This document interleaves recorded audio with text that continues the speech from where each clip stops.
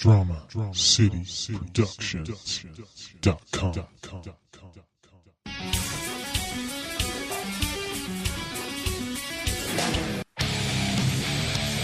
You are plugged in for the Podcast Wrestling Society, where you can get dynamic weekly pro wrestling and MMA related content.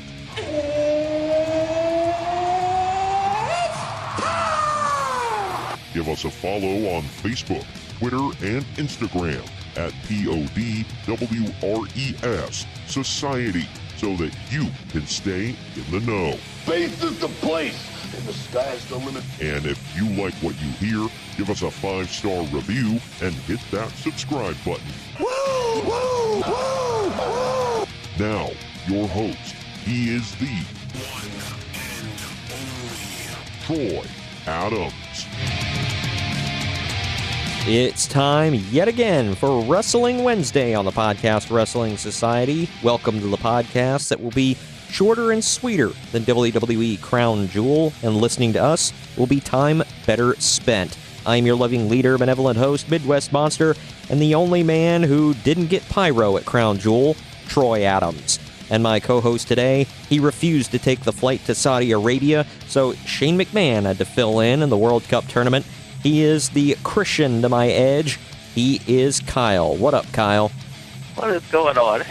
Yes, I was going to be named best in the world, but I didn't want to fly over there, so thank you, Shane McMahon, for filling in for me. He took your spotlight, man, so Well, had to be done. Well, speaking of that kind of just starts us off on the ridiculousness of what we witnessed at Crown Jewel. I gotta ask you right off the bat, first of all, we're not going to be covering news today, so if any of you are expecting that, Greg and I will cover that some news next week. Kyle and I will be covering today Crown Jewel and the fallout from the show, which was interesting, I guess. What did you think of Crown Jewel, Kyle? yeah, we're covering Crown Jewel because, well, somebody has to. Yeah. That's what we do around here. I have to say, this show sucked for the most part. I'm just going to come right out and say it. But I'm not really surprised. It was a disaster. It just was like, what the hell is going on here? I just blew my mind. The ridiculousness of them going over there to begin with was capped off by the ridiculousness of literally everything that happened on this show. It was wow. Yeah, I think all the controversy, like all the stupidity of them going over there in the first place, that was basically an omen to how the show was going to be. Oh, yeah. They just, Vince McMahon was like, you guys don't want us going over here? Well, guess what? We're going to troll the hell out of you because why the hell not? Screw you guys. What are you going to do about it? Cancel the network? Yeah, right. My God, this show is just, I don't even know where to begin. But I guess we got to begin somewhere. I mean, there was like one or two bright spots, but other than that, it was just, yeah, it was interesting. I'll say that. Well, before we get into the actual show here, while we're still opening up, as I said, next week, ladies and gents, Greg and I will be going over the news, as well as it will be part 5 of the Vince Russo era of WCW. We will, in theory, be wrapping it up. We'll have to see how it goes. But sometimes we sidebar a little too much and we go a little long, and trust me, there's a lot of crap to dive into. But before we dive into this crap of Crown Jewel, we want to tell you about one of our affiliates with WrestlingWithWrestling.com. WrestlingWithWrestling.com is seriously a great website to check out for any wrestling fan out there. If you want great podcasts, they got them. If you want news, they got them. If you want videos, interviews with other wrestlers, or videos of matches, whatever you need, whatever you want, they got it on WrestlingWithWrestling.com. There's the Smash This podcast. They cover Lucha Underground and much, much more. They've got results from Impact Wrestling. They've got results from NXT. They've got news stories from across the wrestling world. And like I said, interviews with the hottest talents from outside of the WWE and the latest from indie wrestling here in the States and abroad. And also, of course, you can keep up with this podcast right there. It is WrestlingWithWrestling.com, covering all four corners of the ring. And while we're at it, while we're shilling our wares, or peddling our wares, I should say, and shilling our stuff, I will shamelessly plug this and tell you how you can advertise with here Wrestling Wednesdays on the Podcast Wrestling Society. If you want to advertise with the podcast, there are multiple ways to do so. First of all, go to advertisecast.com/podcast wrestling society. There you can see all the stats from the show. You can listen to the latest shows. You can see an about me, your host, and you can see our reach on social media. You can see our listenership, and you can see our rates. Most importantly, we are accepting 10, 15, 30, 60, and 120-second ads, whether they be for you, your product, your podcast, whatever it may be. You can also email me directly at JapaneseProWrestling@gmail.com or hit me up on social media. All of the social media tags that we have are there. It is at PodRest Society on Facebook, Twitter, and Instagram. And we definitely welcome your patronage, and we ask you to please come and join the society. All right, and I think that is enough shameless plugging for now. We will get to our Redbubble plug here in a few, but before we get into that, I gotta ask, Kyle, did you watch the pre-show for Crown Jewel? No, maybe the last 20 minutes of it, just to make sure the network was up and running for me, but I did not see the match. I didn't even know there was a match on there. Well, I zipped through, I saw a match, and I was like, oh, crap, okay, well, for those of you that don't know, Shinsuke Nakamura defended the United States title against Rusev. The fact that Nakamura has not been on television in a long time, hasn't really been featured at all as a U.S. champion. I didn't really know what the hell was going on with him, or his title, or his social media.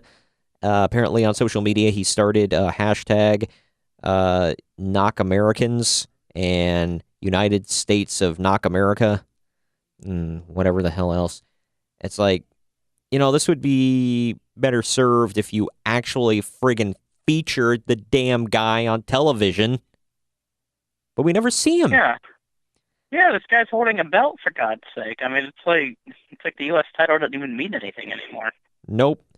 And I'm going to say this, at the end of the year, spoilers, whatever, but at the end of the year, we're going to hold the Podcast Wrestling Society year-end awards, and one of the categories I want to put up on there is we're going to have Best Champion of the Year and Worst Champion of the Year. I'm going to say it's Shinsuke is fighting it out for Worst Champion of the Year with Brock Lesnar. I'm telling you. At least, I mean, Shinsuke's not there because he's a piece of crap that doesn't want to show up. He's just not getting booked. So, I don't know. And we'll get to Brock Lesnar. But for those of you that didn't see this match, Shinsuke won with he was in the Accolade, and he managed to fight out of it, and he, whether intentional or unintentional, raised his head up and low-blowed Rusev, but it looked unintentional, so the referee let it go. He nailed it. Kinshasa got the win. Nakamura retains the U.S. title. Therefore, barring any unforeseen circumstances, he will go one-on-one with Seth Rollins, who is the Intercontinental Champion, at Survivor Series. It'll be U.S. Champ versus Intercontinental Champ. So. Yep, and just like they did last year, I think, and they made. I don't know if they did the same thing in 2016, but last year they did, champion versus champion on each brand. So that'll be a good match. I'm really looking forward to seeing that, just because of who these two are. unless Dean Ambrose gets involved, I totally see Shinsuke doing the J-O-B to Mr. Rollins. Yeah, it wouldn't surprise me any. Yeah. The thing that I'm looking forward to the most about this match is something we've never seen before. Something What's fresh that? for once. Say what? The thing I'm looking forward to about this match is that it's something it's a match we haven't seen before. Yeah. Like we're getting something fresh for once. Exactly. And speaking of matches we have and haven't seen before, oh man, I was completely wrong with all of my predictions for this World Cup tournament, top to bottom here. You and I was like, who could have called this damn thing? Like, it was just. Yeah. The thing is, they kept building it up, like, and freaking Michael Cole all night kept driving it home. Whoever wins this tournament is the best in the world, best in the world, best in the world. How can you have a best in the world when everybody in the tournament is from America? Did you notice that? Mm-hmm. Everybody going for the World Cup is American. Nothing but America matters to Vince McMahon. Yeah. And WWE fans. Oh, well, New Japan only sells out arenas in Japan. What do they matter? Like, okay. Whatever. I don't know. America isn't the world, people. I realize, like, Rey Mysterio has, Hispanic blood in him, but he's from San Diego, which is in America. Oh, man, it's just like, and I didn't realize that until somebody pointed it out, but, like, Miz, Ziggler, Orton, Mysterio, Hardy, Lashley, Angle. I'm forgetting somebody here. There's one other. Who am I forgetting here? Rollins. All 8 of those guys are from the United States of America. How can you be the best in the world when you haven't faced anybody from outside of this country? I just don't like it. It started off as a bogus concept, and I know it meant nothing, but they built it up like it meant something, and then they really showed us that it meant nothing. Yeah, that's the truth. Oh man, the actual show opened up in Saudi Arabia with Real American hitting the speakers. Wait, That was fun. It was in Saudi Arabia? Yeah, I know. You wouldn't know because they never said it. And they acted like we're all... They acted like if we don't say it, they won't know. Like, for the love of God. Yeah, everybody kept referring to it. All they said was, it's Crown Jewel. We're here at Crown Jewel.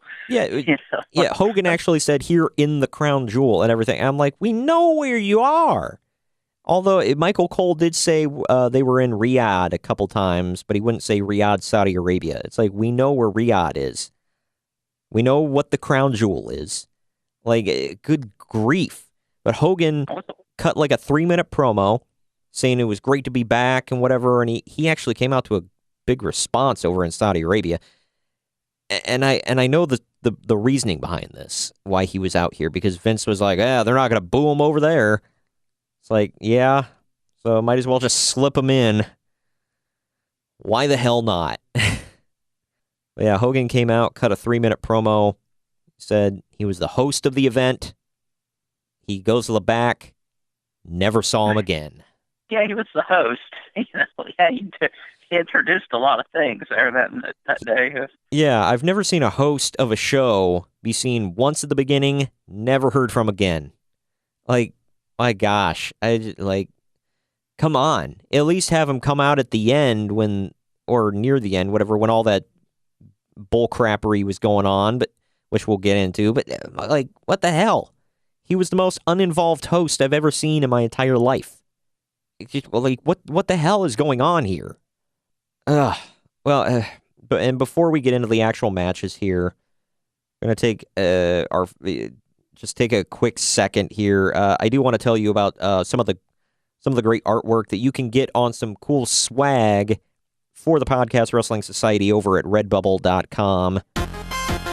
It's redbubble.com/people/podrest society. There we've got a lot of great artwork that you can get on a bunch of different kinds of swag.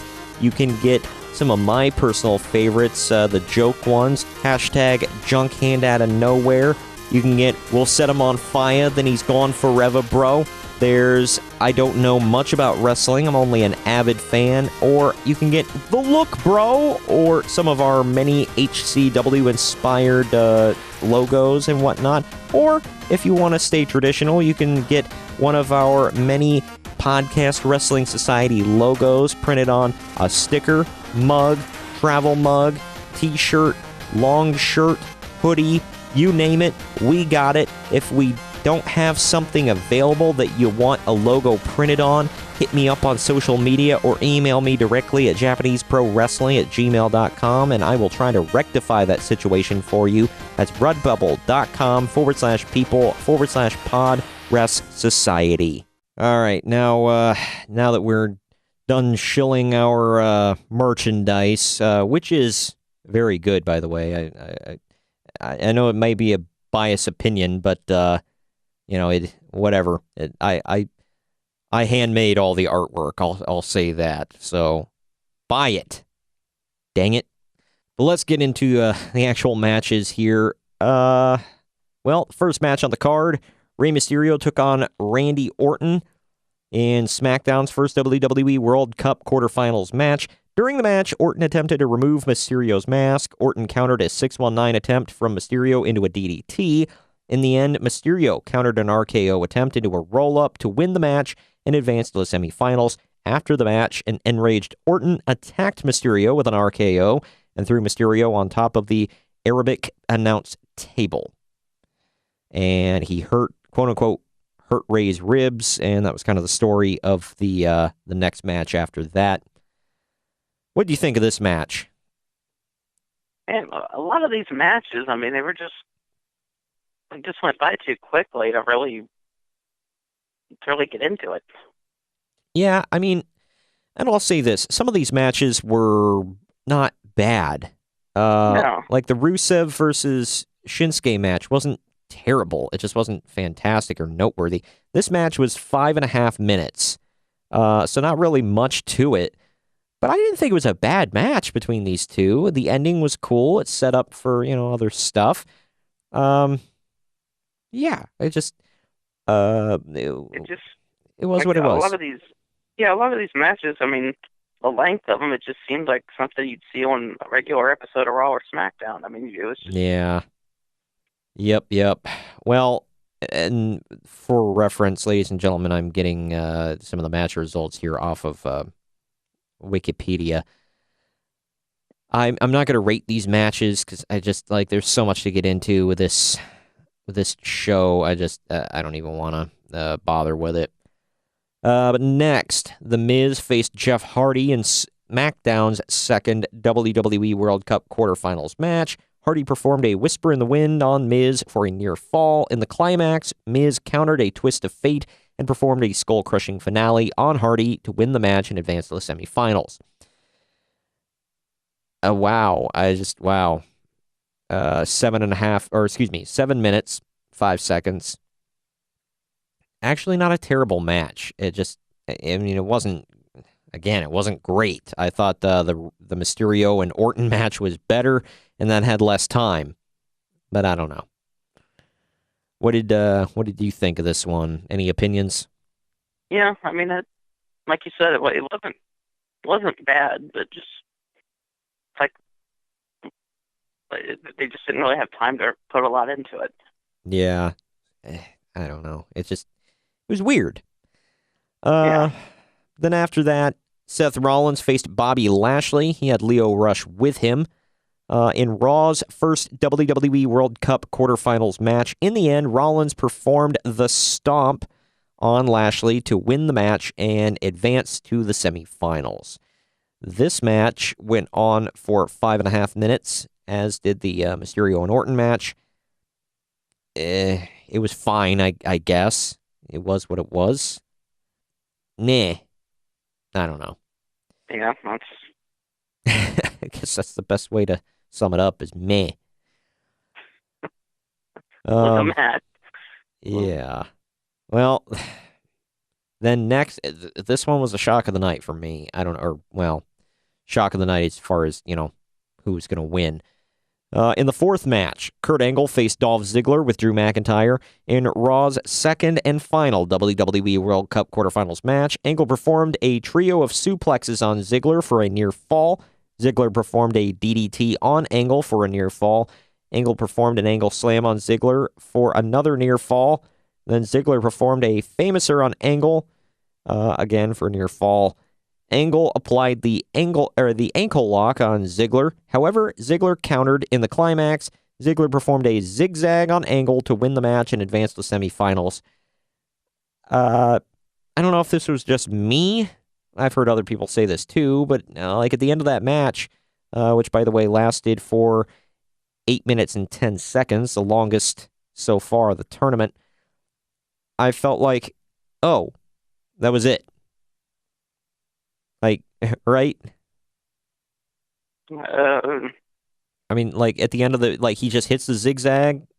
That's the end of the match. Boom. Oh, yeah. Clean in the middle. I see what you're saying. Yeah. It was just kind of like, oh, that's the... Okay. Well...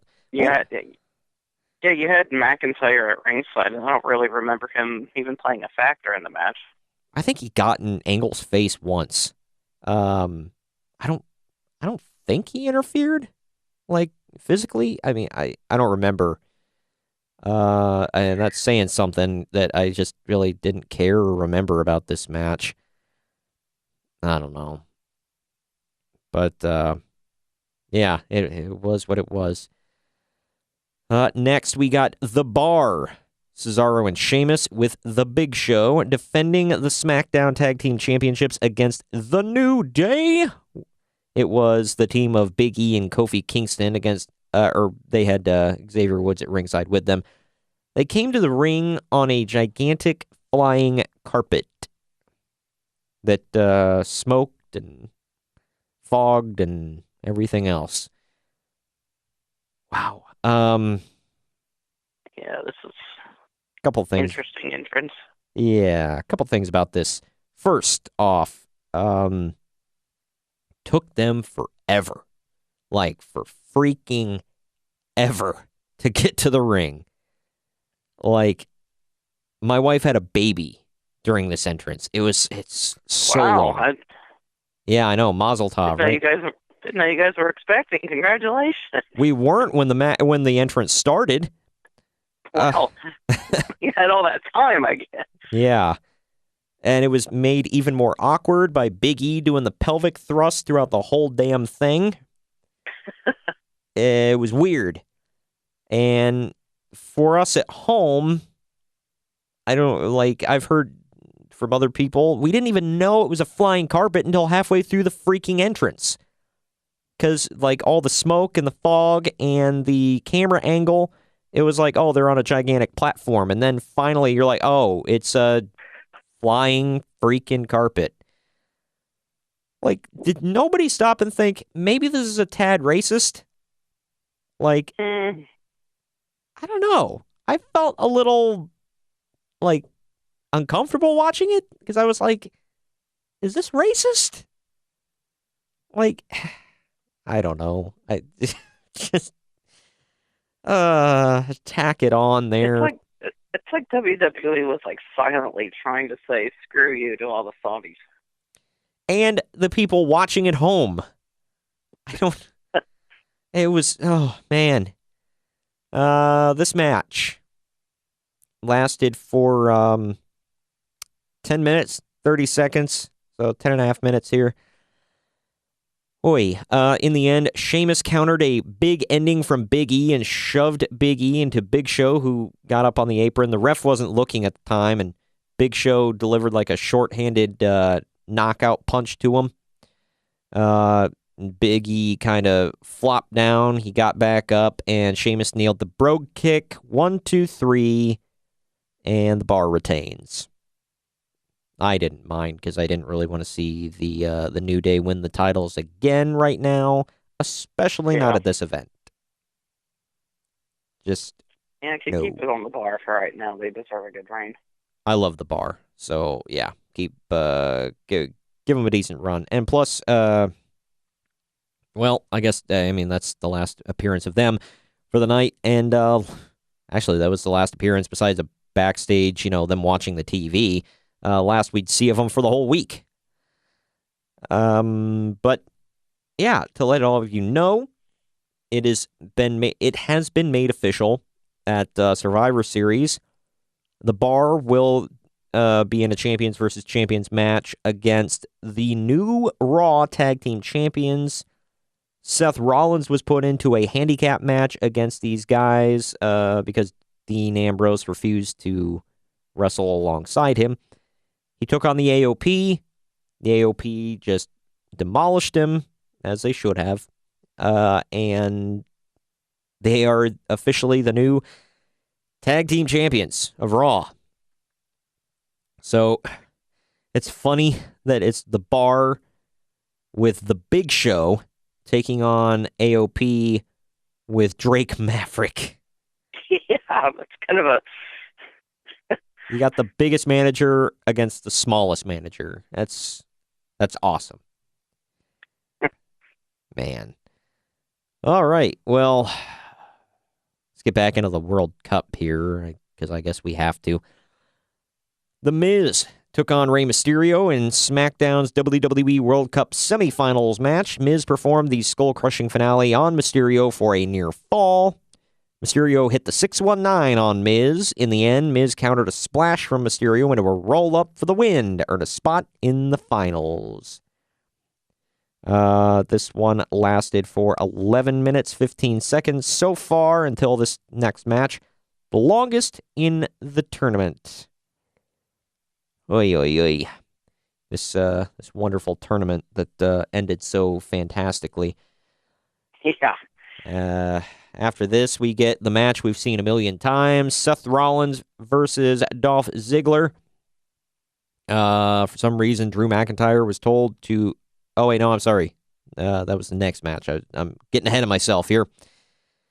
It was Raw's side of the World Cup semifinals.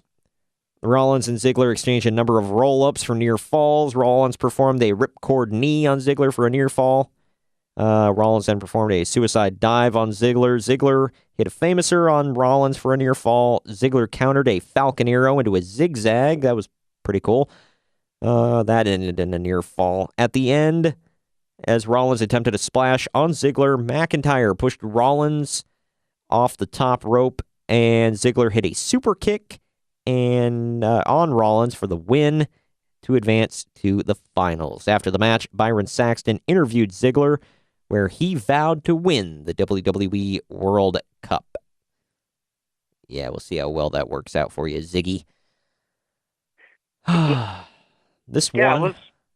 Oh, go ahead. At that point, I was surprised by the outcome that they were going to have two heels in the final. Yeah, that was weird.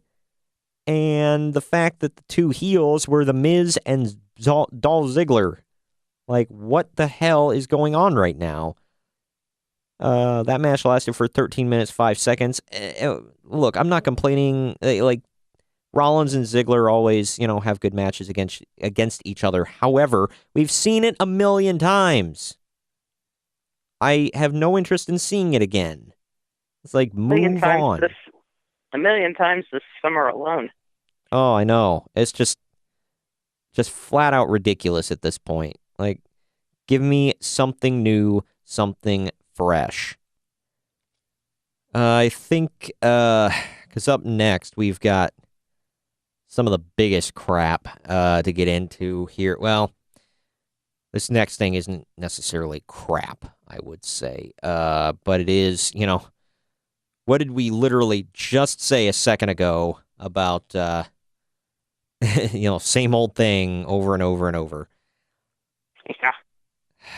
We'll get into that in just a minute. On the other side of this break, we're gonna cover it all. But right now, we are gonna talk or tell you about some other great podcasts here on the Drama City Productions Podcast Network. If you go to dramacityproductions.com, you can keep up with this podcast. Of course, it is updated all the time, as well as the other great podcasts on the network. We're going to tell you about a couple of them right here, right now. We will be right back. On the other side of this break, we will continue letting you know our feelings and on the event Crown Jewel, and we'll run down all the happenings. Drama City Productions.com. Game ticket, $50. Hot dog, $8. Team store item, $25. I told him I can beat him with one hand tied behind my back, with some glasses on, with one eye lens out, with some flip-flops on in the ring. Having you listen to someone's dumb sports opinions? Worthless. Some people shouldn't talk sports. For everyone else, there's the Unspoken Podcast, available on most podcasting platforms, and on the web at theunsporkensportspodcast.weebly.com. Drama City Productions presents. Hey, it's Ben here, host of the Regular Stories Podcast, a podcast where I interview interesting people about their lives. These are not celebrities, they're not the elite. These are regular people, and these are their stories. You can follow us on Facebook at Regular Stories and on Instagram at Regular Stories. We are everywhere that you can get a podcast. We are on iTunes, Google Play, Stitcher, TuneIn, just about everywhere else. Look up Regular Stories Podcast. All right, we're back, and as we said, same old, same old. This was a rather paint-by-numbers match, if you ask me. It was the WWE title match. Went on for 11 minutes, 15 seconds. Nothing to see here, people. Just a thrown-together match. AJ Styles defended the WWE Championship against Samoa Joe. Joe dominated Styles early in the match and began to target Styles' knee.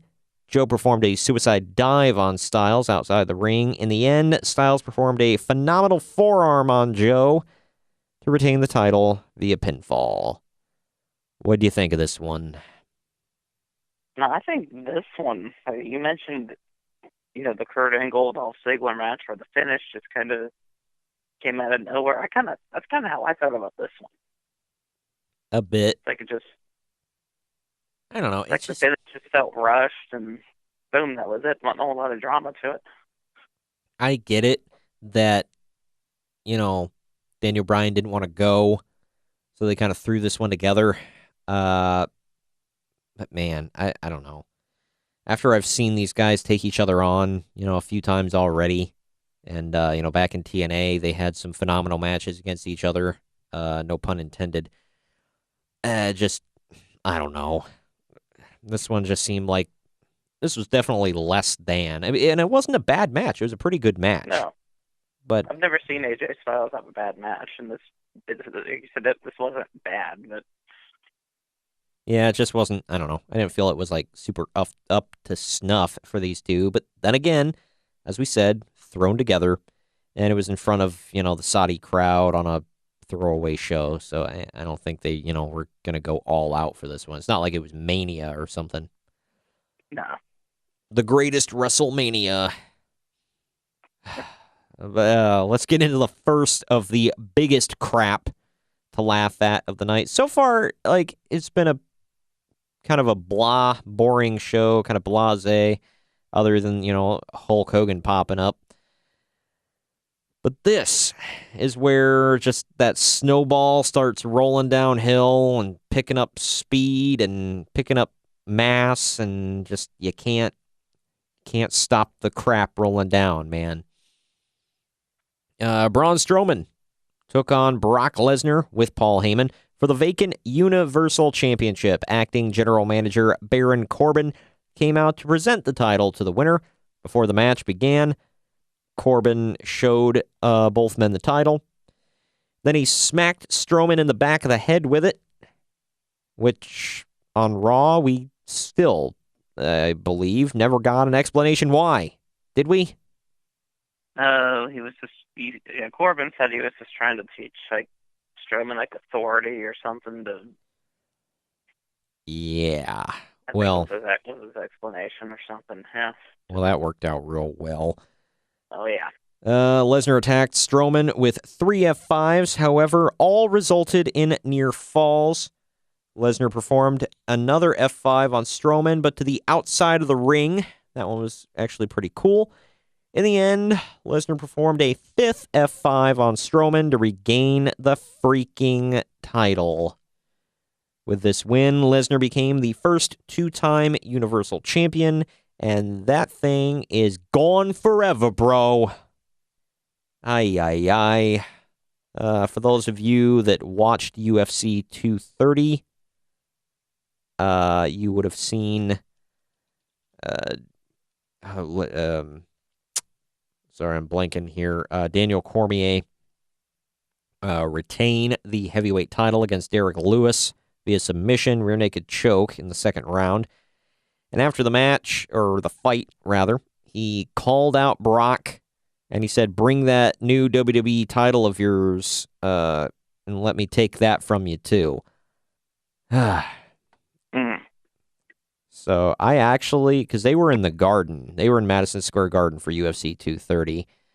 I expected, and the reason Greg and I didn't run that card down, by the way, run down the results, is because the show sucked.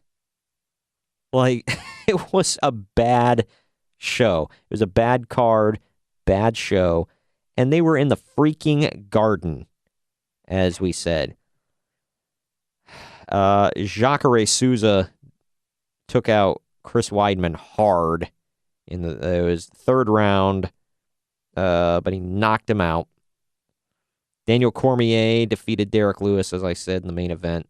Those were the only two fights anybody gave a damn about on that whole card in Madison Square freaking Garden. Wow. Yeah. Fight of the night went to Souza and Weidman. Performance of the night went to two guys that I've never heard of. It was a boring card, and the only noteworthy thing was Cormier calling out Brock at the end of the night. But when Brock won here, I half expected him to show up in the Garden with the belt, but he didn't. He wasn't there. Go figure. Brock Lesnar, no showing a show? He probably doesn't get invited to many parties either, because I know he won't show up. Yeah. Fool me once, shame on you. Fool me twice, shame on me, Brock. Unless they're breaking out the checkbook. But man, what did I tell you about Brock Lesnar doesn't work by the hour?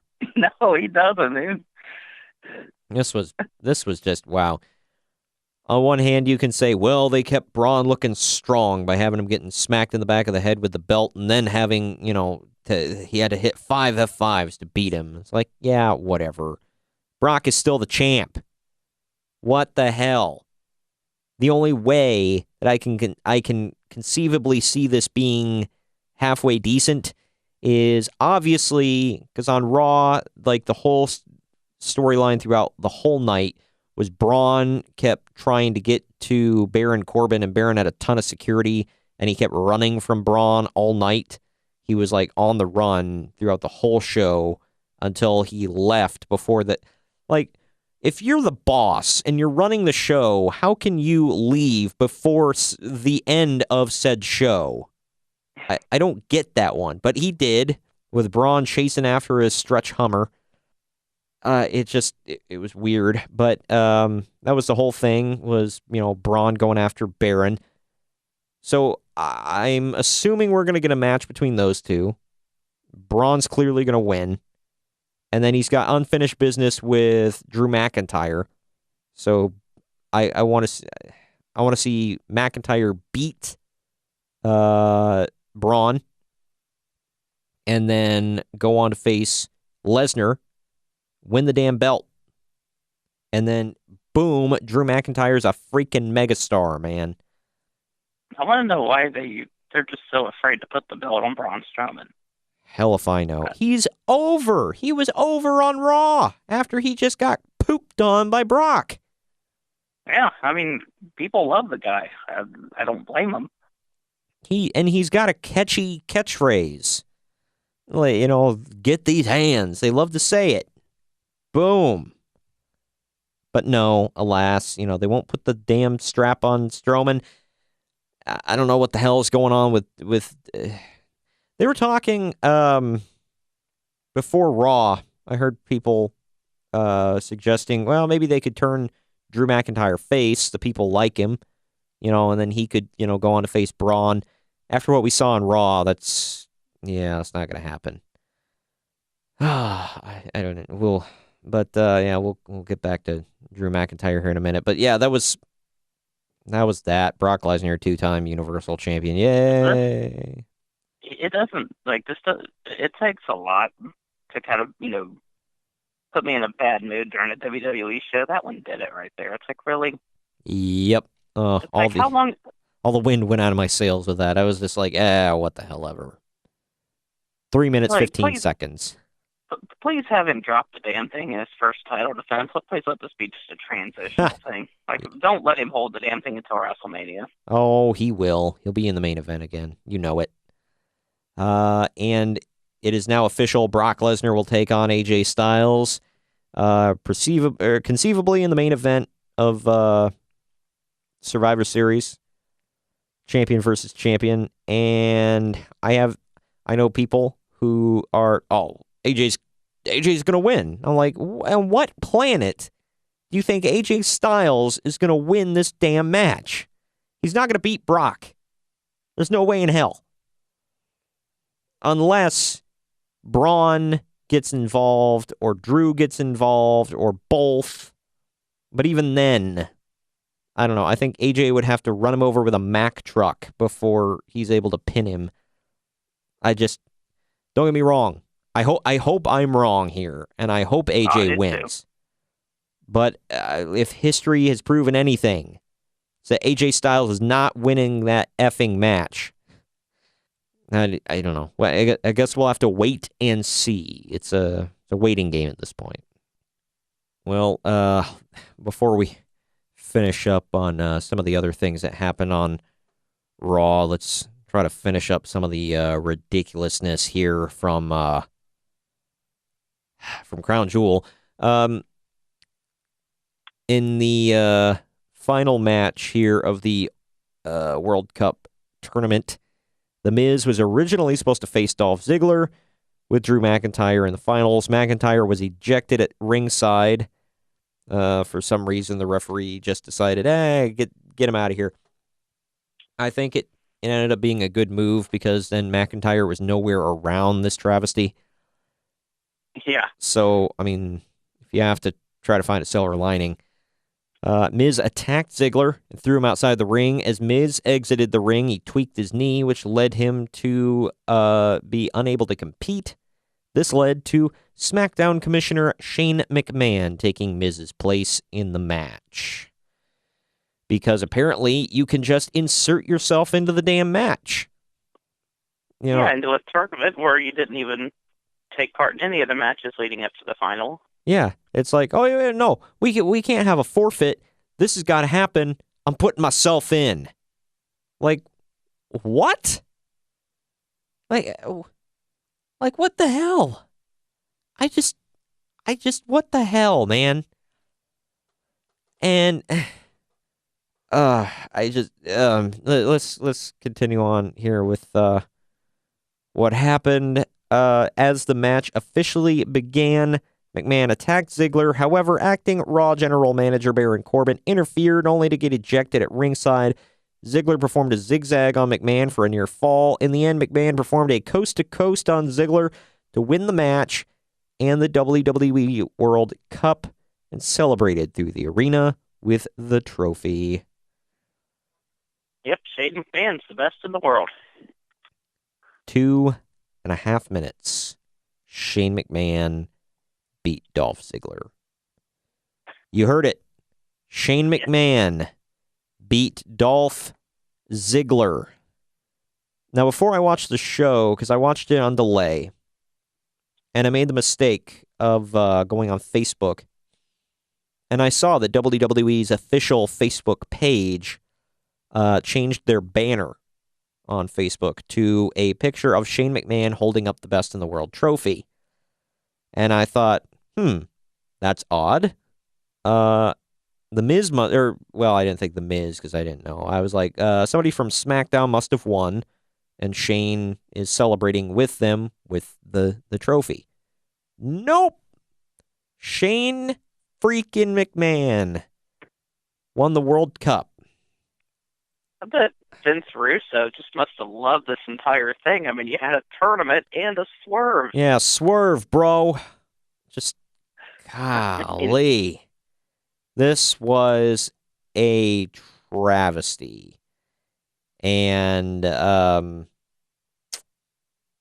pointed out that last week on SmackDown, before the event took place, he gathered, the 4 finalists from SmackDown and said, whichever one of you makes it to the finals, if you do not win, I can't bear to, hear all this bragging from my sister. So if whoever's in the finals does not win, you're fired. And that just makes him look like an idiot. Why would you take the guy who makes it all the way to the finals and is the best on your brand and you fire him? I just, what? Yeah. And on top of all that, another thing besides the fact that the people in this tournament were just all from America, even though it's supposed to be the best in the world. The only champion in this entire tournament was Seth freaking Rollins. All of the other champions, AJ wasn't in it, Shinsuke wasn't in it, the tag champions weren't in it. Like, what the hell? Shinsuke had a chance to be in it. He ended up losing to Rey Yeah. Mysterio. But Yeah, so, I mean, I guess that one makes sense. Sort of. I don't know. It just... this whole thing was a joke to begin with, so Yeah. might as well just... Ha! Ah, god dang, pal. Swerve 'em. Yeah.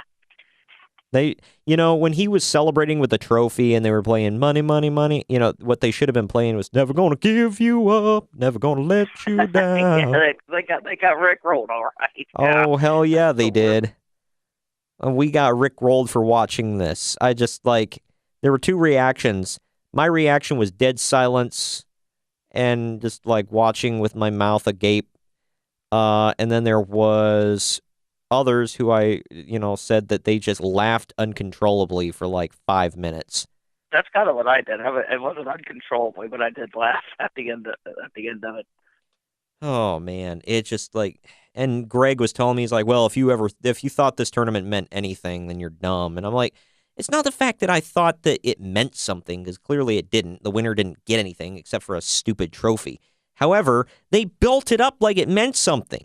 They tried to make us think that it meant something. They said whoever won was the best in the world, and then they give the damn thing to Shane McMahon. Oh my gosh, what the hell? This was bananas. Let's move on to the main event, which had its own share of problems here.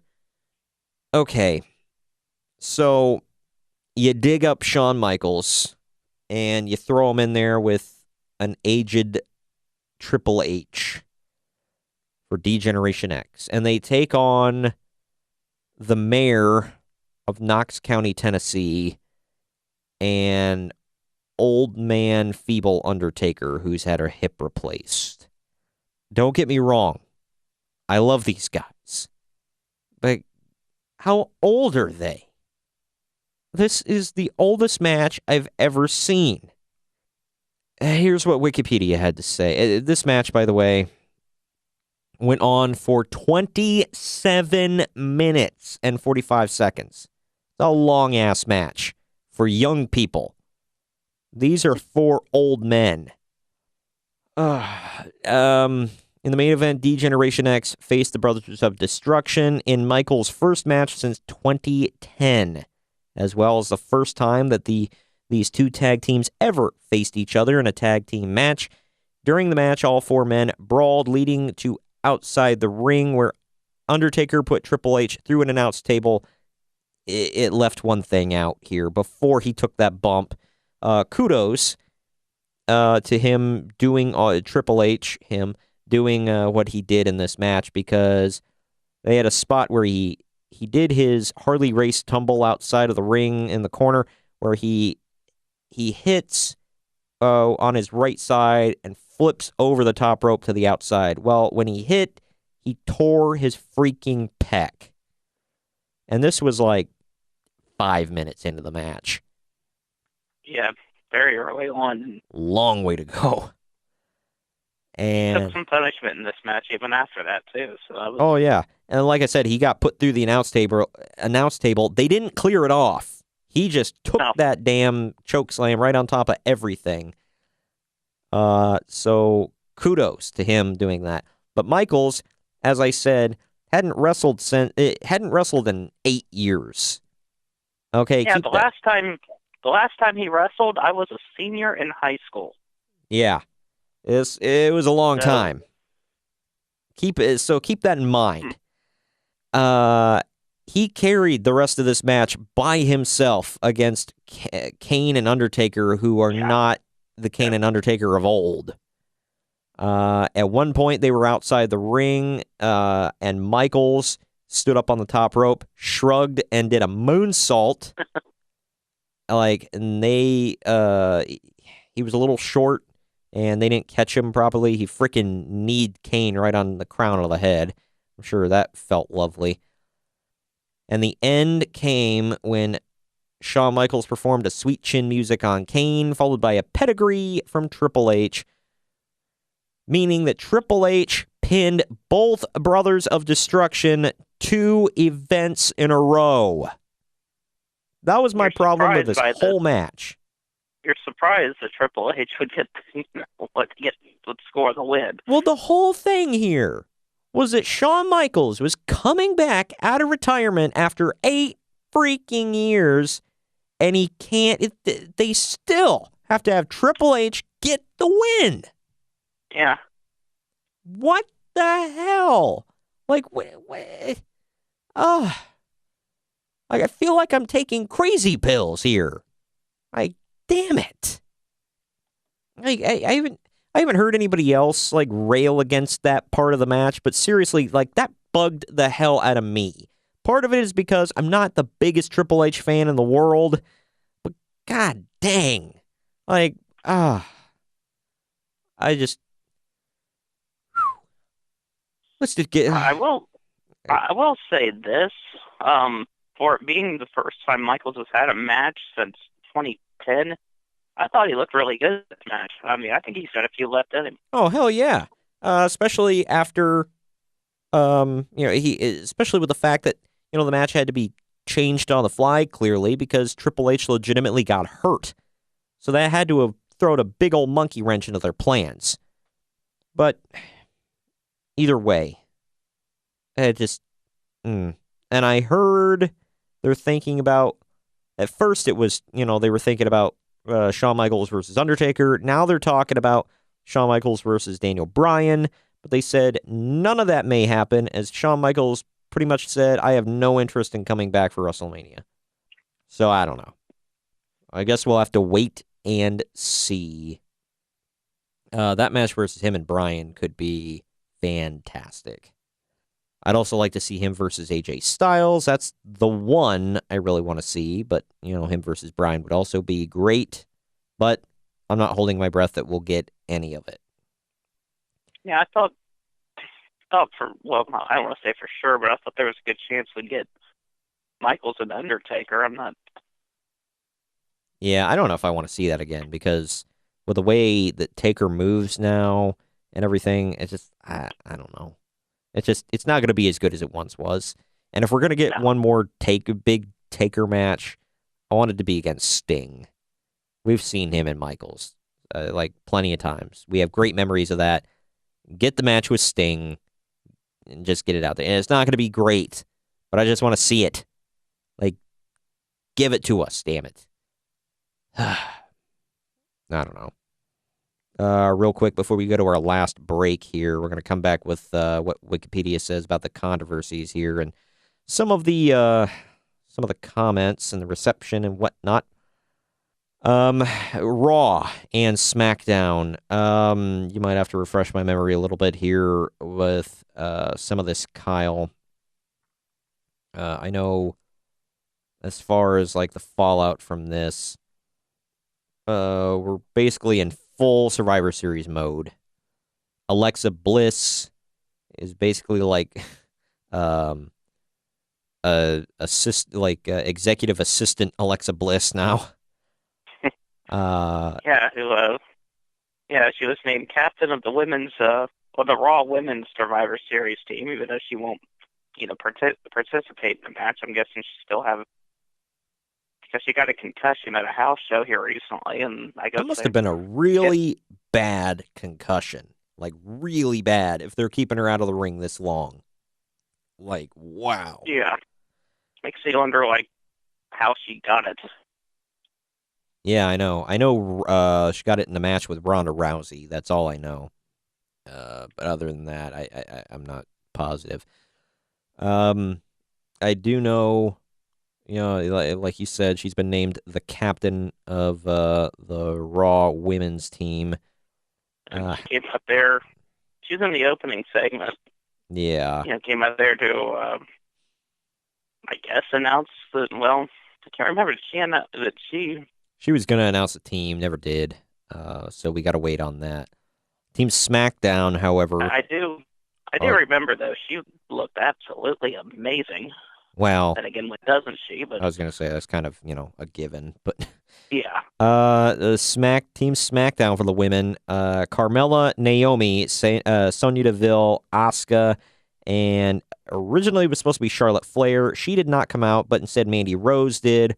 Ran down everyone on the team, got beat up by Naomi, and now we don't know who the fifth and final member of the women's team is for SmackDown. We don't know a single member of the Raw women's team. Yeah, I want to know what they're doing with Charlotte right now. Because I don't know. Paige offered her, the chance to be the captain of the team. I think it was last week on SmackDown, and yeah, she turned it down. Then she turned it down, and then she was announced to be on the team, and she never even showed up. So, yeah, a little odd. Kind of curious what they're doing with her right now. Yeah, like I said, it's a little odd, but I assume we'll find out here in a couple weeks. Something else to follow up with on Raw and SmackDown. There is the tag team. It says 5-on-5 Survivor Series tag team elimination match. However, is it going to be 5 teams versus 5 teams? Like, it looks like. That's what it sounds like. Which they haven't pulled that out of their bag of tricks since like the early 90s. And I mean, some of those matches were good. But man, were they a cluster. Because it's just like you got 20 guys around the ring. And then if there's managers, that's even more. Like, oh, man. It's going to be a mess. But I don't know. Right now, nobody announced for Raw. Team SmackDown will be led by the Usos, who defeated the New Day and then asked the New Day to be on the team. So, I mean, I don't think this is a really good idea because it ain't like either show is stacked with a bunch of tag teams. No, it's going to showcase how weak the tag team divisions are on both shows. Because right now you've got AOP and The Bar tied up in their match. SmackDown's got who besides the Usos and the New Day? Gallows and Anderson. Okay, there's the Club. The Colognes, are they still? I have no idea. That's like it. It would help if they could use the Bludgeon Brothers, but Rowan's hurt right now. I thought it was Harper that was hurt. You might be right, though. I don't know. Either way, Good. I just. Ugh. But then on Raw. Sanity. Yeah, okay. There's one. It's bad that we have to think this hard about it. Yeah. On Raw, you've got the Ascension, you've got the Revival, B-Team. the B Team, and I guess Bobby Roode and Chad Gable. Who the hell am I missing? Anybody? Well, I mean, I think it was over the weekend. Matt Hardy isn't officially retired. He's still wrestling. I think he wrestled at a house show. So, I mean, Wow. they're gonna have the Leaders of Worlds. I highly back. doubt it. I think they're holding off Bray for something else, but I don't know. I think this would be a weak time to bring him back, but I don't know. We'll have to wait and see. Also booked for this show, guaranteed pre-show match. It's going to be Buddy Murphy defending the Cruiserweight Championship against Mustafa Ali. I don't know when that was announced, but it's on the card. The men's match, Survivor Series match so far, we've got Baron Corbin, I guess, is the captain of his team, even though he's not going to be wrestling on the team. And he picked Dolph Ziggler, Drew McIntyre, Braun Strowman. And Team SmackDown is full right now. They've got Miz and Daniel Bryan are the two captains, co-captains, I guess, which is interesting. They picked Shane McMahon, Rey Mysterio, Samoa Joe. So that's that. They filled up that team already. Yeah, I find it funny that on SmackDown, like the men's team and the women's team, like there was really no drama there. We already knew who they were at the end of the show. Raw, on the other hand, we have no clue. Yeah, we know some of them, but. And SmackDown, while it wasn't a fantastic show, it was, like it is every week, it was pretty decent. The Miz and Daniel Bryan got into it at the end of the show, along with Samoa Joe, and Daniel Bryan even hip-tossed Shane McMahon. So, that was crazy. Daniel's going like, he looks like he's, had it up to here with it, So he's done playing Mr. Nice Guy. There was some good war on Raw and SmackDown, a good war of words between Ronda Rousey and Becky Lynch. On SmackDown, we got the debut of Nikki Cross. This is going to be the most blue part of the show, people, because it's just something I saw online I thought was hilarious. Nikki Cross came out when Becky Lynch gave an open challenge, and Nikki said in her accent, "Oh, you want to play, Becky? Play with Nikki. Play with me, Becky." And like somebody posted that and was like, "I've got the weirdest boner right now."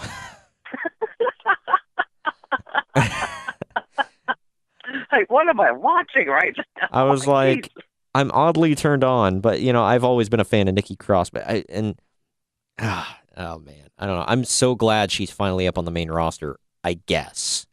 Like, I don't know. But she tapped out to Becky, but I mean, whatever. Keep Becky's momentum going. I don't mind. But yeah, so there's that. On Raw, my God, dude, and I didn't think about this until somebody pointed it out. Wrestling Observer Radio, actually, Brian Alvarez pointed it out. That whole show was nothing but building up heat. The whole show. There was like two baby faces that did anything.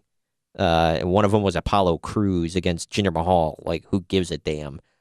Can't remember. There was another baby face that got a win.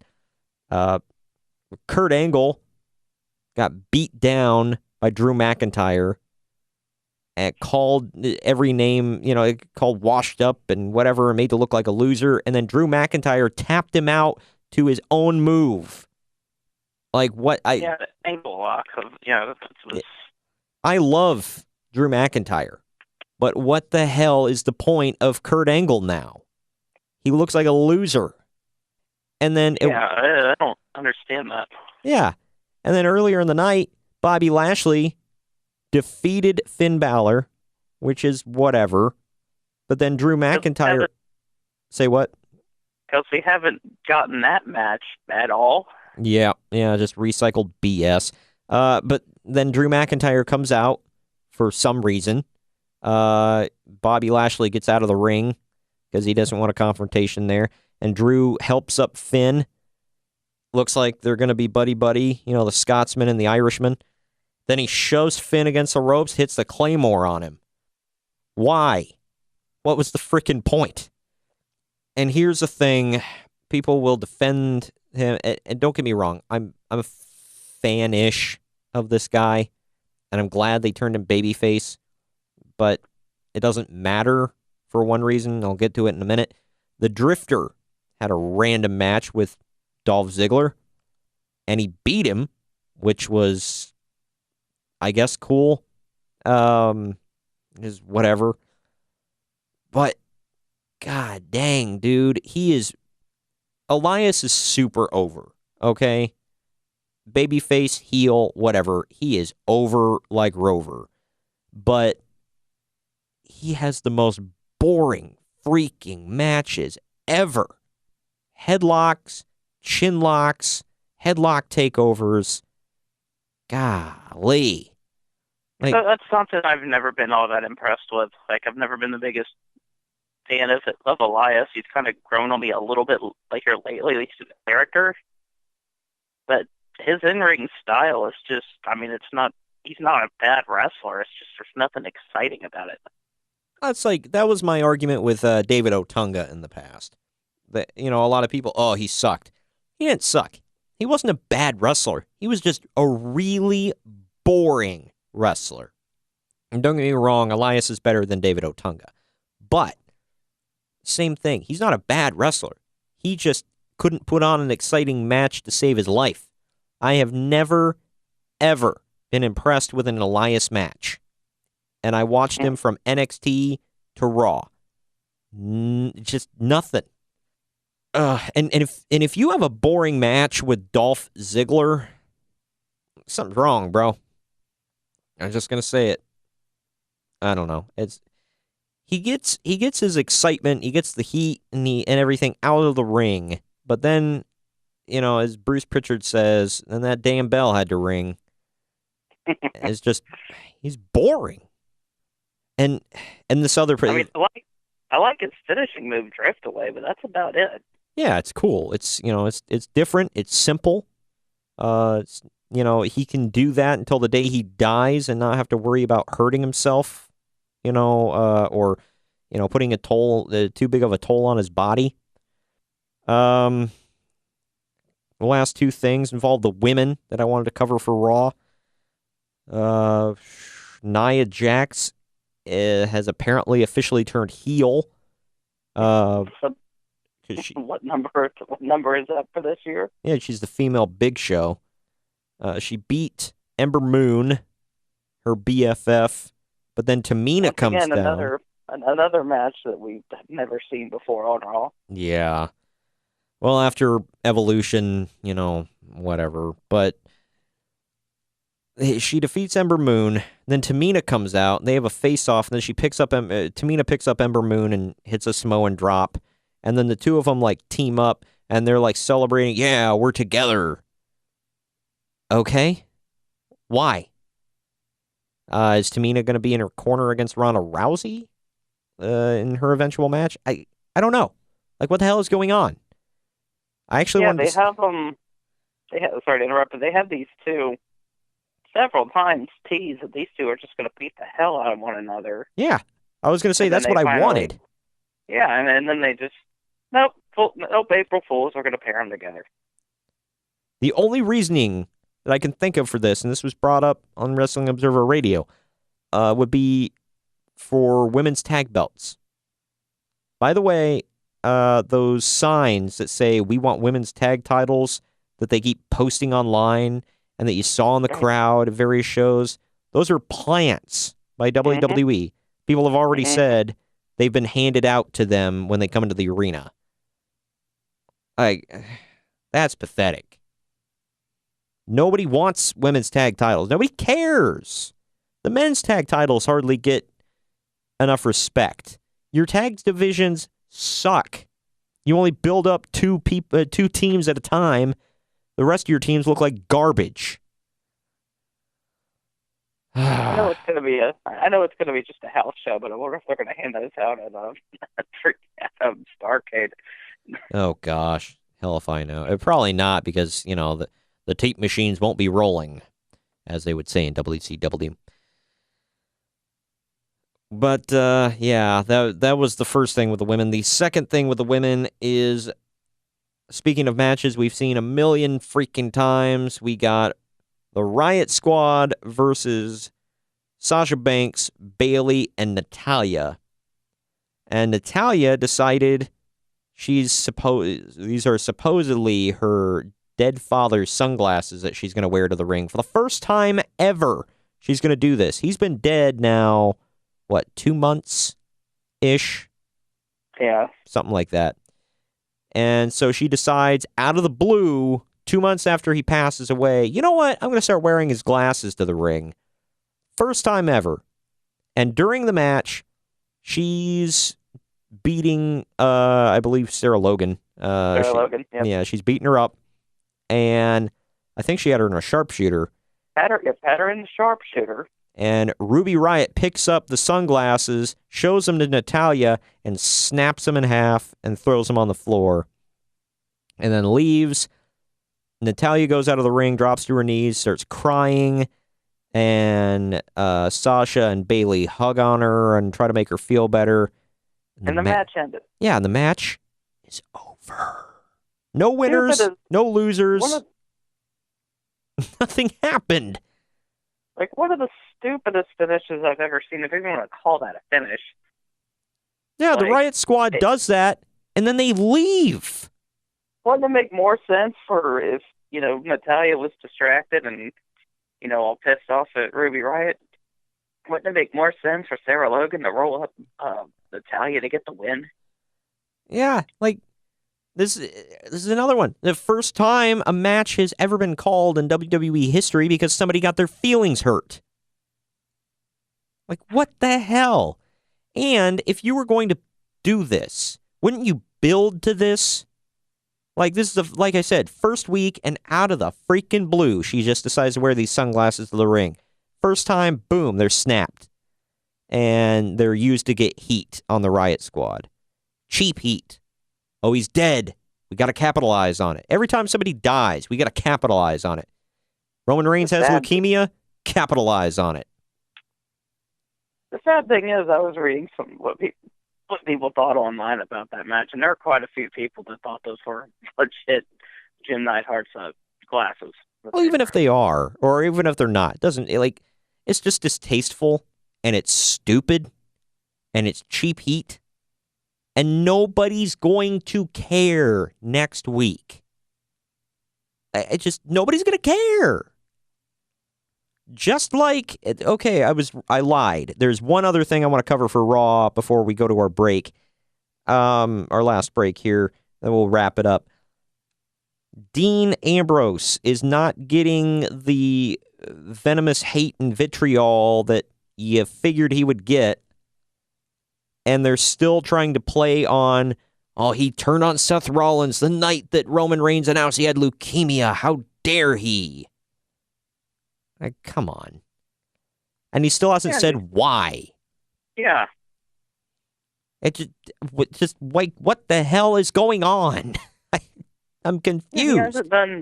He hasn't done anything since they turned him. All he's done, he's just beat the hell out of Seth Rollins the last 3 weeks. Yep. That's it. And they brought this up on Wrestling Observer Radio as well, and I've thought the same damn thing. Not to keep giving them plugs, but it is what it is. They've established on WWE programming, like kayfabe programming, and off, kayfabe programming, whatever, like on their reality shows. On both, they've established that Renee Young and Dean Ambrose are married. I've noticed that too. Yeah. Well, I don't think I've heard him talk a little bit about it on Raw, like that they haven't officially said, oh yeah, they're married, but I heard like Michael Cole or Corey Graves say something like, turn to Renee Young and say something like, well, you know Dean Ambrose, better than anybody, given the relationship you two have. They didn't, they didn't come right out and say that they're married. The Miz you remember the time the Miz was talking crap to her and got slapped because he said something about, well, you're the one sleeping with Dean Ambrose or something like that? Yeah. She asked him, like, well, what's this obsession you have with Dean Ambrose? And he was like, my obsession with Dean Ambrose? What about your obsession with Dean Ambrose? After all, you're the one sleeping with him, so that's the first time they acknowledged it. Yeah, so they've acknowledged that they're together. But then when she does her commentary, she's acting like he's a stranger. Which is it?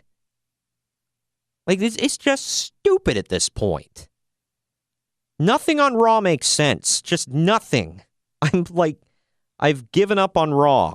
I'm not, SmackDown has some stupidity at times too, like the Shane McMahon thing, but I'd rather put my eggs in the Shane McMahon, or in the SmackDown basket. Golly. Another last thing, that Best in the World thing. Somebody posted a meme and was like, 2 Cleveland guys in the finalist and they still can't get a win. Yeah. It's pathetic. I hadn't seen that. I don't. It's true. But yeah, so that's is there anything else from this week's shows that you wanted to cover that I hadn't touched on yet? Those big news. I think that about covers it. I'm just, like how you mentioned how nothing makes sense on Raw. I'm hoping that there's, since there's really no more of these, big network specials outside of the U.S. for the rest of the year, and I don't know when the next one will be next year. So hopefully we can just focus on, the actual pay-per-views now. So maybe things will get better then. They don't have to worry about all this other extra crap. Yeah, maybe. I don't know. Yeah, because we got Survivor Series and then TLC, and then that wraps up the year of pay-per-views before the Rumble. But, we're going to take our last quick break here, let you know about some other great podcasts here on the Drama City Productions Podcast Network. When we come back, there's a little, a couple things I wanted to read off of Wikipedia about the reception for Crown Jewel from other sources, and then that will wrap up the podcast right after this. Don't forget, go check out DramaCityProductions.com, where you can listen to this and many other great podcasts on the network. We'll be right back. DramaCityProductions.com. Hey, I'm Morgan Danielle. And I'm Luco Blaze.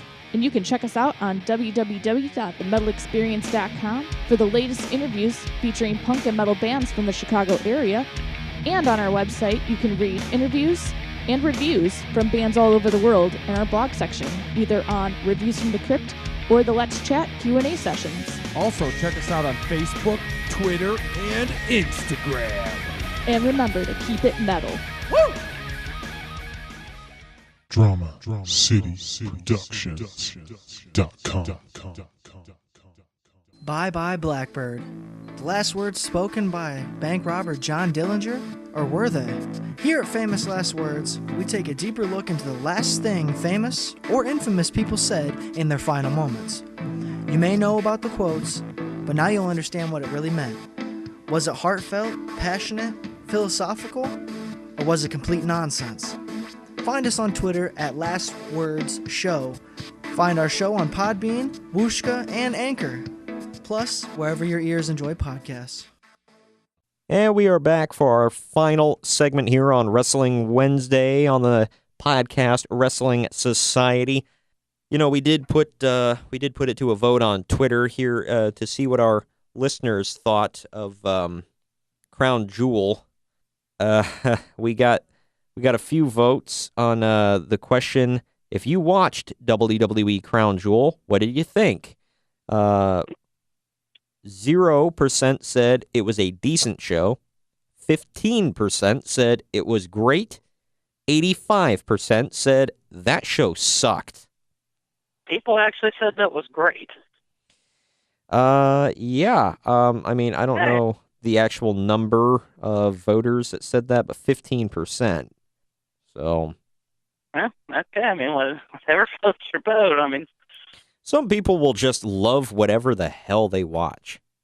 So, I mean, I can't imagine I was a ton of people who thought it was great, but whatever. To wrap up our Crown Jewel show here, I'm going to go tell you guys some of the receptions from other people about this show, different reviewers and stuff. Yeah. The show received generally mixed and negative reviews from critics. The conclusion of the World Cup tournament and the Universal Championship match in particular received harsh criticism. No kidding. CBS Sports' Adam Silverstein and Jack Jorgensen gave the event a C- rating. Generous. Very. Describing the show as, quote, failed as a normal event, but at least had enough to talk about afterwards, while finding the booking of WWE's long-term plans questionable. The Universal Championship match received a D+ rating, with Lesnar's surprise win being listed as a positive, but being wholly outweighed by no offense from Strowman. 5 matches received a C+ rating, including the Styles Joe WWE Championship match for being relatively slow. The WWE World Cup final for being creative, though a bit confounding. And the main event tag match between DX and the Brothers of Destruction, which offered effort and nostalgia, but not much more, given that the wrestlers' age, resulting in them operating at 50% of their prior capacity. Yep, I'd say so. I mean, Michaels, I thought, looked pretty good, as we talked about earlier, but yeah. He said that the Universal title match was a positive. Brock Lesnar becoming champion again is a positive. He's obviously not a wrestling fan. I guess so. Well, it was a surprise, I guess. Brian Rose from the Wrestling Observer described Crown Jewel as a show that ended, quote, mercifully after a very plodding, long main event. Despite this, Brian noted that the tag team main event was better than the main event at Super Showdown of the WWE World Cup matches, and the SmackDown tag title matches most were, quote, paint by numbers or nothing special, with only Ziggler Angle being decent and Ziggler Rollins being pretty good.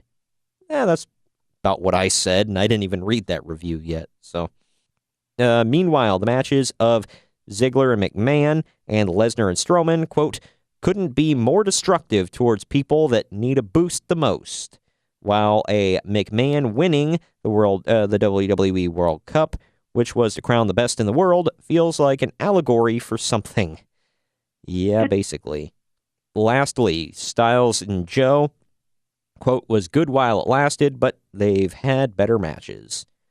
That's basically what I said as well. That's a fairly accurate review. Yep. I don't disagree with any of that. And lastly here, Jason Powell of ProWrestling.net, who viewed the event as a cash grab by WWE, wrote that Crown Jewel was gross for all of the obvious reasons, including Vince McMahon doubling down on the controversy by bringing back Hulk Hogan. I didn't mind them bringing back Hulk Hogan. I know, for all the reasons that they said, he's a racist and whatever. People are going to hate on it. But as a fan, I'm glad to see him back in some capacity. Yeah, I'm glad he's back. I'm not sure I'm glad that he was on this show, but I'm glad he's back. He didn't, there's really no reason for him to be there. He didn't, like we said, he didn't do anything. He came out there and cut a promo for like 3 minutes, and that's all we saw of him. And he was the host, he said. Yeah, I've never seen such an uninvolved host in my life. For the main event tag match, Powell wrote that despite their efforts, quote, everyone involved came up short regardless of how much gushing the broadcast team did afterwards. And the 4 veterans were instead, quote, stealing the spotlight from deserving full-time stars of yet another generation. Wow. I wouldn't go that far. I will say, every time you build up, oh, these guys are closing the show. Look, they're coming back. These guys, all these Attitude Era guys, like, and then you're building up Kurt Angle and Jeff Hardy and everything. I mean, Jeff Hardy's still youngish, I guess. But it's like, and it's been said before, and I kind of agree that it's like, it makes it feel like your stars today are less than when you're having to bring back all these Attitude Era guys. I kind of agree. Powell felt that all of the WWE World Cup tournament matches were, quote, basic and brief, and that Shane McMahon, for some reason Powell could not understand, had become, quote, yet another heel authority figure in WWE. He's not a heel, but he does act like a heel at times. I will give him that. Powell did manage to find a few positives with the show, including that the decision not to rush into giving Strowman a world title and a quality kickoff show match between Rusev and Nakamura. Rush to give Strowman a title? What the hell? He's been after the thing for years. It's like freaking Roman Reigns. He was after it for years. And I know he was WWE champ in the past, but Strowman hasn't been. And he's been hot for a long time. I mean, I could understand them not wanting to, give Strowman such a huge moment at a show that everybody wants to forget. This would be the second time in a row he had a crowning achievement in Saudi Arabia. Yeah, he did. He got the greatest Royal Rumble earlier this year. Yep. Bring it full circle, baby. But the thing is, now they've got to play up that Brock Lesnar won the damn thing over there. I don't know. I'm just flabbergasted by this whole show. And the Raw afterwards was not good. Bad. Not good. And then SmackDown was, pretty decent. It was what it was. Here's to hoping that TakeOver Phoenix, I guess, no. That's not it. Where the hell is Survivor Series going to be? LA. Okay. Yeah. TakeOver LA. I'm getting ahead of myself here. Is hoping, it's going to be TakeOver War Games. My bad. TakeOver War Games and Survivor Series. Here's to hoping that those are good shows. I'm excited for a couple of the matches. I'm excited to see Rollins and Nakamura for the first time, and Rousey and Lynch. Kind of excited for Lesnar and Styles. They had a decent match last time around. I think Buddy Murphy and Mustafa Ali will have a good match. The tag title match, or the tag champions versus tag champions match, and whatever, the Bar versus AOP. I mean, I think it'll be a good match. I think Survivor Series is looking like it's going to be a pretty good card.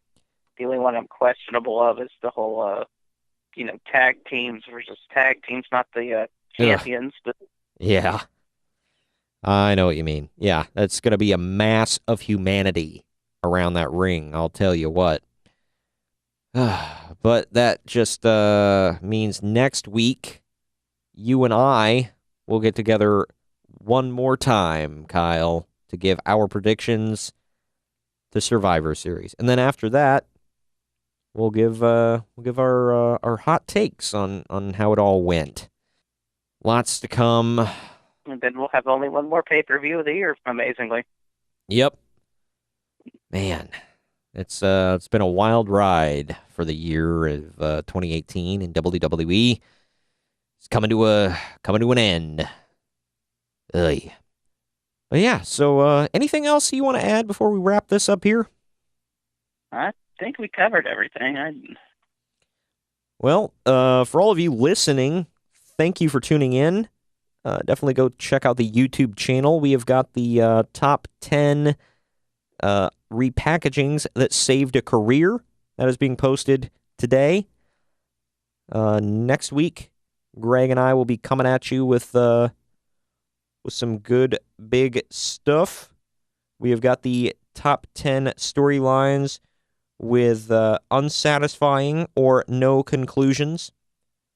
And we'll come at you with the news. And, of course, Kyle and I will be coming at you on YouTube with our Survivor Series and TakeOver War Games predictions. Big times. And then, of course, I'm counting down like 1, 2, 3 weekends from now, 3 Saturdays from now, you and I will be in the U.S. Bank Arena for Starrcade. Yeah, second time this year we'll be in the U.S. Bank Arena. Looking forward to this show. Should be fun. Oh, yeah. And we got TakeOver War Games one weekend. The next weekend, Starrcade. It's insane what the hell is going on. I'm not complaining, but just like, what the hell? War Games and Starrcade back to back. It's crazy. And it's WWE branded. Yeah. But if you are listening, definitely subscribe to the podcast on whatever medium you use to listen to us on. Give us a like and 5-star review. Type some nice little message down below and give it to us in a review. We appreciate it. Definitely search for us on YouTube. Search for the Podcast Wrestling Society. Subscribe and tick the little bell. Be notified whenever new content is posted, which is multiple times a week, usually. This week, we only had the one. But last week, we had a ton of stuff for Halloween week. It was hard to keep up with, I will say, because it's just me doing all this. I don't have a team. I have my co-hosts that bring a bunch of knowledge and their hot takes with them, and they help keep me in line. But the editing and whatnot, it's all me. I'm a one-man crew, baby. I hope you all liked it. Thank you for joining me today, Kyle. Not a problem. And we apologize that this is not being posted on Wednesday like usual, but on Thursday. But on your way to work, listen to us. On your way home from work, whatever the hell, just give us a listen. And thank you for joining us. We'll talk to you next week. Later.